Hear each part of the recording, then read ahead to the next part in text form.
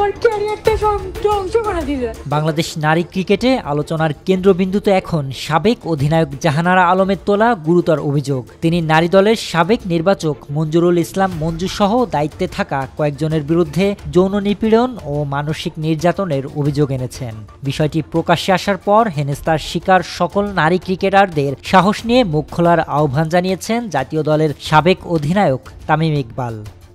South টাউনে হোক আপনার স্বপ্নের আবাসন, শতভাগ রেডি প্লট, সাথে সাথেই সাফ কাবলা রেজিস্ট্রি। শুক্রবার সামাজিক যোগাযোগ মাধ্যম ফেসবুকে দেওয়া এক পোস্টে তামিম জানান, জাহানারা আলম যে অভিযোগগুলো তুলেছেন সবগুলোই গুরুতর এবং সেসব সত্যি হলে তা কোনোভাবেই মেনে নেওয়ার মতো নয়। শুধু একজন জাতীয় ক্রিকেটার বা সাবেক অধিনায়ক বলেই নয়, যে কোনো পর্যায়ের ক্রিকেটার হোক বা যে কোনো খেলার ক্রীড়াবিদ কিংবা যে কোনো নারী, কারোর প্রতি এমন আচরণ কোনোভাবেই গ্রহণযোগ্য নয়।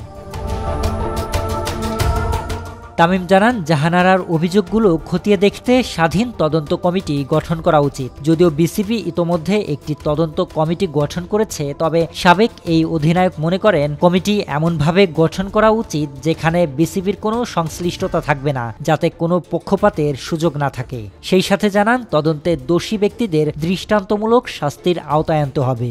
তখন উনি হ্যান্ডশেক বাদ দিয়ে সবাইকে ধরে ধরে ওনার বুকের মধ্যে নিয়ে নিত। সম্প্রতি জাতীয় দলের পরিবেশ নিয়ে নানা অভিযোগ তোলেন সাবেক অধিনায়ক জাহানারা, যা এক বিবৃতিতে উড়িয়ে দেয় বিসিবি। তবে এটি নিয়ে ঘোর আপত্তি জানিয়েছেন তামিম ইকবাল। তিনি বলেন, জাহানারার অভিযোগের পর আরও বেশ কিছু ঘটনার কথা জানতে পারছি নানা মাধ্যমে। আমি প্রতিটি নারী ক্রিকেটারকে অনুরোধ করব, যারা নানা সময়ে এসব ঘটনার শিকার হয়েছেন, সেটা সরাসরি হোক বা আকার ইঙ্গিতে, যে কোনোভাবে হেনস্থার শিকার হয়েছে, সবাই মুখ খুলবেন এবং সাহস নিয়ে এগিয়ে আসবেন। দেশের ক্রিকেট তথা ক্রীড়াঙ্গনের স্বার্থে, বর্তমান আর ভবিষ্যৎ প্রজন্মের স্বার্থে এটা খুবই প্রয়োজন। কথা দিচ্ছি, আমাকে ও আমাদেরকে আপনাদের পাশে পাবেন।